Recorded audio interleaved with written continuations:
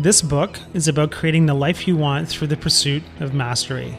It's about becoming the best in your chosen craft and finding inspiration from the masters throughout history. Mastery, at its core, is the feeling we have when we have a great command of reality, other people, and ourselves. By studying the masters throughout history like Leonardo da Vinci, Napoleon Bonaparte, Charles Darwin, Martha Graham, and others, Robert Greene has found that at the root of mastery is a simple process, and it's accessible to us all. Join us for the next 12 minutes or so as we explore that process and explore strategies for moving through this process in the most powerful way possible. Number 1, discovering your calling. According to Greene, inside each of us is an inner force guiding us towards our life's task, what we are meant to accomplish in our time on Earth.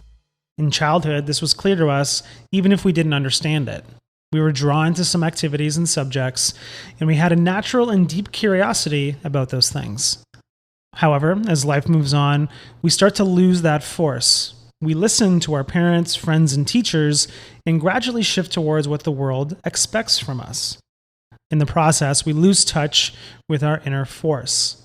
So whether you are just beginning your career or you are nearing the end of it, the first step towards mastery is to look inward and reconnect with that force. When we do that, everything else starts to fall into place. Strategies for finding this life task. Number 1, return to your origins. What were you obsessed with when you were younger? This is where you'll start to find clues that will lead you to your life's task. Number 2, occupy the perfect niche. Find the combination of your natural interests and a niche that you can dominate. Number 3, avoid the false path. Money, fame, and making our parents happy are all paths towards an unfulfilling life. Number 4, let go of the past. If you're in a career that doesn't fit your life's path, find a way out. Just because you've invested time and money into it doesn't mean you should keep doing it. Number 5, find your way back. You'll be pulled off your path in your journey towards mastery. Make sure to keep finding your way back. Number 2, submit to reality, the ideal apprenticeship.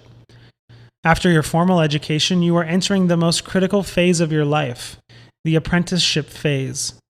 As Greene points out, every time you change careers or acquire a new skill set, you re-enter this phase.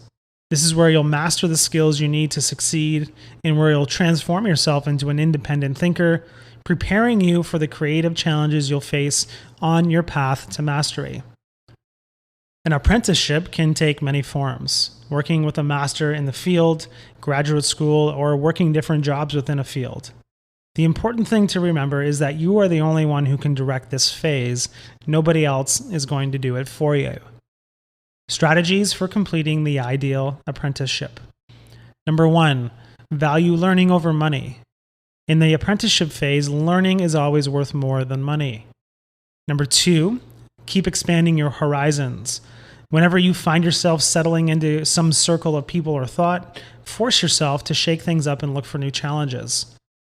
Number 3, revert to a feeling of inferiority. As soon as you tell yourself you already know something, the learning stops. Always have a beginner's mind. Number 4, trust the process. The path to mastery takes time.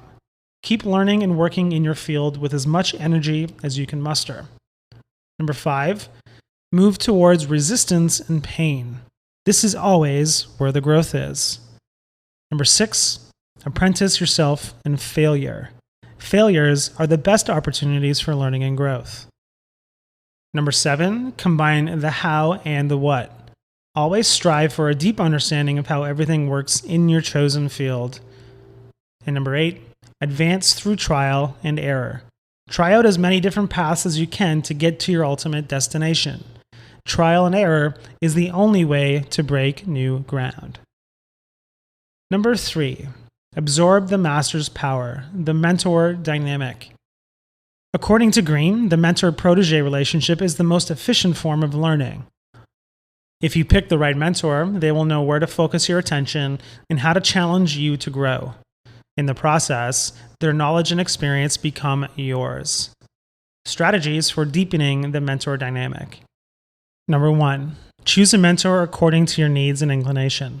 Make sure you choose one that connects with your life's path and that suits your current needs. Number 2, gaze deep into the mentor's mirror. As Greene says, we should strive to get the sharpest dose of reality possible from our mentor. Welcome criticism as an opportunity for growth. Number 3, transfigure their ideas. As you learn from your mentor, don't simply copy their ideas, make them into your own by thinking for yourself. And number 4, create a back and forth dynamic. Always make it clear what you are looking for from your mentor and push back on them when necessary. This is the mentality that true masters adopt. Number 4, see people as they are. Social intelligence. One of the biggest obstacles in the pursuit of mastery comes from the emotions we have to face as we deal with other people. Quite often, we misread the intentions of other people and react in ways that cause confusion or conflict. Social intelligence is the ability to see people for what they are in the most realistic light possible. If we can learn to focus deeply on others, get adept at reading their behaviors and understanding their motivations, we can keep ourselves on the path to mastery. If we don't do these things, we have not achieved true mastery, and whatever success we have achieved will be fleeting. Strategies for acquiring social intelligence. Number 1, speak through your work. Your work should demonstrate an understanding and caring for the people you are serving. Number 2, craft the appropriate persona. People will judge you based on your outward appearance. You must consciously mold these appearances, creating an image that suits you so that you can control people's judgments and allow you to focus on your work. Number 3, see yourself as others see you. Get comfortable being honest about your flaws. Start by reviewing past events that didn't go well and looking for your contributions to them. And number 4, suffer fools gladly. Fools are a part of life, and you can either deal with them productively by ignoring them or unproductively by letting them absorb your time and attention. Number 5, awaken the dimensional mind, the creative active. As you accumulate more skills and start to internalize the rules that govern your field, your natural inclination will be to seek ways to use your newfound knowledge in ways that suit you. However, you are likely to feel anxious and insecure about doing that, preferring to stick with applying what you learned only in the ways in which you learned it. To continue on the path to mastery, you must fight through this anxiety and expand your knowledge to related fields, and in the process, make new connections between different ideas. As you do this, you'll start to see more and more of reality around you, and in the end, bring you to new heights of power. Strategies for the creative active phase. Number 1, the authentic voice. Finding your voice takes time. Sometimes it takes years to absorb the techniques and the conventions of your field, but if you don't take the time to master them and personalize them, you'll never find your authentic voice. Number 2, the fact of great yield. Be on the lookout for things that have profound ramifications to your field. Number 3, mechanical intelligence. Whatever you are creating or designing, you must test and use it yourself. In doing this work, you'll see and feel the flaws in the design. This craftsmanship involves creating something with an elegant, simple structure, getting the most out of your materials, a high form of creativity. Number 4, natural powers.